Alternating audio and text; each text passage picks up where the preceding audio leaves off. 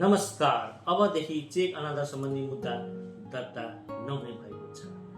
हालै सरकारले बैंकिङ कसूर तथा सजाय ऐन 2064 लाई संशोधन गरेर चेक बाउन्सको प्रक्रियादेखि लिएर सजायसम्मको प्रावधानहरू हेरफेर गरेको छ, जसले गर्दाखेरि चेक अनादरको मुद्दा सिधै अदालतमा दर्ता नसकिने भएको छ।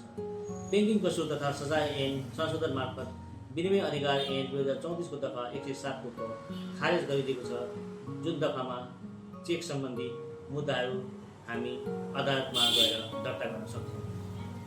सो कारणले गर्दाखेरि अब 1 वर्षभन्दा पुराना चेकहरू काम नलाग्ने भएका छन्। विनिमय अधिकार ऐन 2034 को अनुसार अनादर भएका चेकहरूको हदम्याद 5 वर्ष हुन्थ्यो, जबकि हालै संशोधन भएको बैंकिङ कसूर ऐनमा मात्र मुद्दा चल्ने भएकाले चेक बाउन्स भएको 1 वर्षभित्र प्रहरीमा जाहेरी दर्ता गरिसक्नुपर्ने हदम्याद राखेको छ, जसले गर्दाखेरि अब सो मुद्दा चेक बाउन्स सम्बन्धी मुद्दाहरू अब प्रहरीले मात्र हेर्ने भएको छ।